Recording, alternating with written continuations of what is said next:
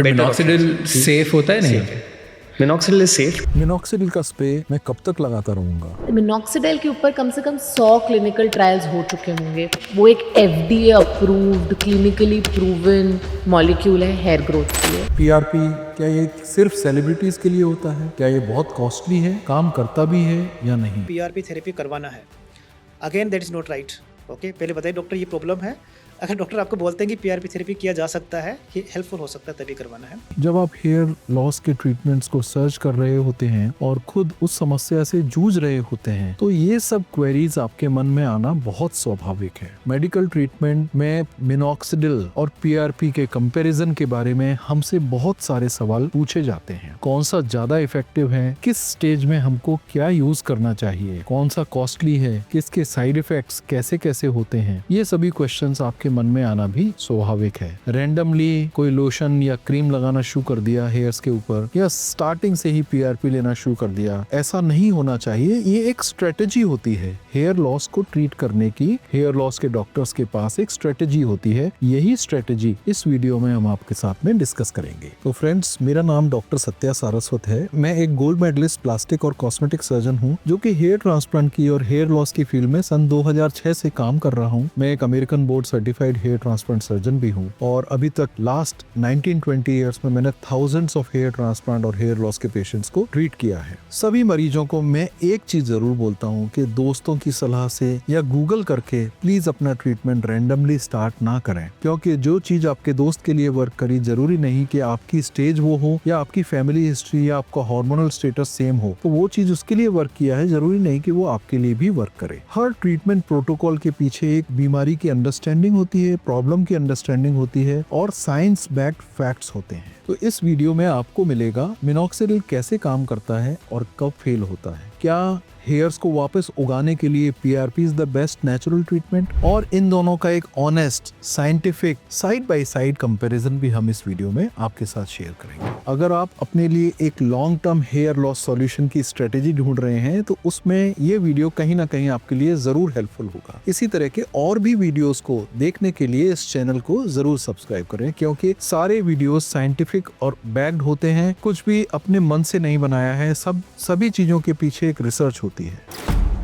सबसे पहले हम देखते हैं कुछ मिस्टेक्स जो हमने देखा है कि जनरली हमारे पेशेंट्स जरूर करते हैं। इस तरह की मिस्टेक्स, पहली चीज, पीआरपी स्टार्ट किया, मिनॉक्सिडिल छोड़ दिया। ऐसा नहीं है, मिनॉक्सिडिल और पीआरपी कंबाइंड वे में बहुत अच्छा काम करते हैं रादर देन ये या वो। ऐसे एक साइंटिफिक पेपर हम आपके साथ स्क्रीन पर भी शेयर कर रहे हैं जिसमें दिखाया गया है एक combination therapy of PRP and minoxidil is better than monotherapy, मतलब कि सिंगल ट्रीटमेंट, और ये बहुत साइंटिफिक बैक्ड स्टडी है। दूसरी एक गलती होती है कि हम वेट हेयर्स पर नहा के वेट हेयर्स पर ही मिनॉक्सिडिल लगा लेते हैं। इससे मिनॉक्सिडिल का एब्जॉर्प्शन कम होता है। तो जब भी आप मिनॉक्सिडिल को लगाएं तो आप ड्राई करके लगाएं, वरना आपको लगेगा कि आप लगा भी रहे हैं और आपका इफेक्ट भी नहीं आएगा। तीसरी मिस्टेक है कि एक सिटिंग पीआरपी का आपने लिया और आपको लगा कि आपका हेयर फॉल पूरी तरह रुक जाएगा या नए हेयर्स ग्रो कर जाएंगे। ये बिल्कुल गलत है। इसको एक टाइम देना पड़ता है, कम से कम 3 से 4 सिटिंग्स के बाद में पीआरपी का इफेक्ट आपको दिखना शुरू होता है। सारे ट्रीटमेंट्स, चाहे मिनॉक्सिडिल, फिनेस्ट्राइड, पीआरपी, इनके साथ में आपको अपनी डाइट,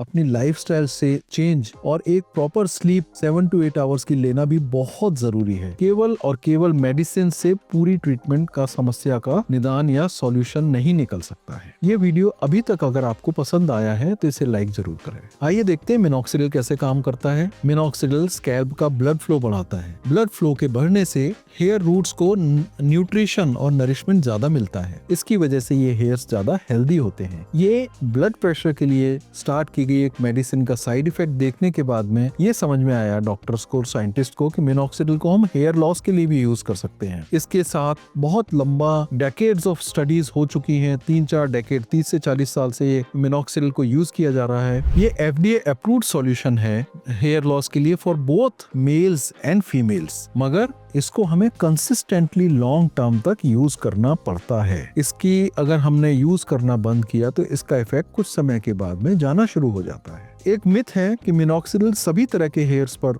एक्ट करता है, अगर हेयर्स नहीं है तो भी, मगर ये गलत है। अगर वहाँ पर रूट्स नहीं है, फॉलिकल नहीं है और अगर आप वहाँ पर आप मिनॉक्सिडिल लगा रहे हैं तो वहाँ पर कुछ भी उगने वाला नहीं है। इसके लिए हमें चाहिए कि वहाँ पर रूट्स हो, चाहे वो स्लीपिंग फेज में हो चाहे वो ग्रोइंग फेज में हो, but we need roots for minoxidil to actually act. आप अपनी हेयर लॉस की स्टेज भी कमेंट सेक्शन में लिखें और ये बताएं कि आपकी नजर में सबसे अच्छा सॉल्यूशन हेयर लॉस का क्या है, अगर कॉस्ट एक लिमिटिंग फैक्टर आपके लिए नहीं है तो। अब पीआरपी की बात करते हैं। पीआरपी में आप ही का अपना ब्लड सिरिंज से ड्रॉ किया जाता है और फिर उसको सेंट्रीफ्यूज में स्पिन किया जाता है, घुमाया जाता है और फिर एक प्लेटलेट रिच प्लाज्मा, जिसमें कि बहुत सारे प्लेटलेट्स होते हैं, कंसंट्रेटेड फॉर्म में उस प्लेटलेट को अलग किया जाता है from that normal blood. PRP एक बार से रिजल्ट नहीं देता, जैसा हमने डिस्कस किया है। 3 से 4 सिटिंग के बाद में इसका असर आपको दिखना शुरू होता है और ये पीआरपी के अंदर बहुत सारे ग्रोथ फैक्टर्स पैक्ड होते हैं। Platelet derived growth factors, transforming growth factors, vascular endothelial growth factors और इंसुलिन लाइक ग्रोथ फैक्टर्स, ऐसे बहुत सारे और भी ग्रोथ फैक्टर्स होते हैं जो हेयर्स के अंदर एकदम से बहुत सारी जान डाल देते हैं और ये आपका हेयर लॉस जो हो रहा है वहां से उस स्टेज को रोकता है और अगर रूट्स वहां पर हैं तो उनको बेटर क्वालिटी के बनाता है और उनको थिक भी करता है। मतलब कि एक टारगेटेड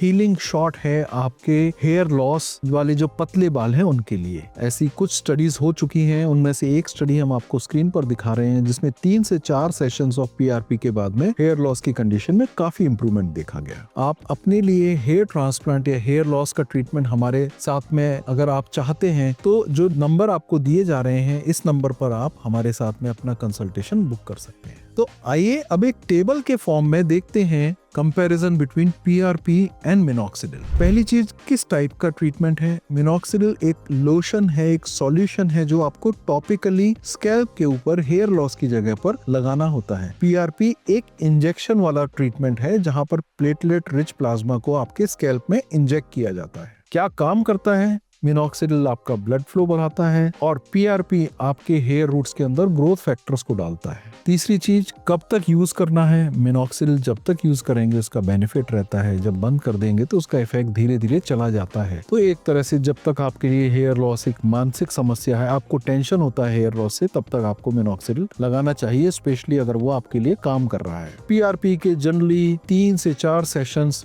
आपको इन अ ईयर आपको लेने पड़ते हैं। 1 in 3 to 4 months में आपको ये ट्रीटमेंट लेते रहना पड़ता है। साइड इफेक्ट मिनॉक्सिडिल के इचिंग, इरिटेशन, रेडनेस आदि होते हैं। शुरू में एक टेम्पररी फेज ऑफ शेडिंग भी आता है 1 से 2 महीने का मिनॉक्सिडिल को स्टार्ट करने के टाइम पर। पीआरपी में कभी कभी थोड़ा सा स्वेलिंग या ब्रूजिंग या रेडनेस आपको लोकल साइड पर हो सकती है। मिनॉक्सिडिल का एक इफेक्ट आपको 4 to 6 months में दिखना शुरू होता है। पीआरपी का इफेक्ट आपको 3 से 4 महीने में दिखना शुरू होता है अगर आप इनिशियल सिटिंग्स थोड़ा नियर बाय या क्लोज ले रहे हैं, जैसे 1 a month या 1 in 3 weeks। और जैसा कि हमने देखा, इसका ट्रीटमेंट ड्यूरेशन या मेंटेनेंस मिनॉक्सिडिल का लाइफ लॉन्ग होता है या जब तक आपको लेना है, और पीआरपी का 3 to 4 times in a year. Cost की बात करें तो मिनॉक्सिडिल के बहुत सारे सॉल्यूशंस आते हैं। इन जनरल 5 to 600 से लेकर के 12 से 1500 तक की रेंज में मिनॉक्सिडिल आपको 1 महीने का काम करता है। पीआरपी 3 से 4000 से लेकर के 15000 रुपए तक इसकी कॉस्ट वेरी करती है फ्रॉम क्लिनिक टू क्लिनिक। अगर आप अर्ली 20s में हैं और आपकी हेयर लाइन थोड़ी सी रिसीड होनी शुरू हुई है, हेयर में थिनिंग थोड़ी शुरू हुई है, तो आप मिनॉक्सिडिल के साथ में अपने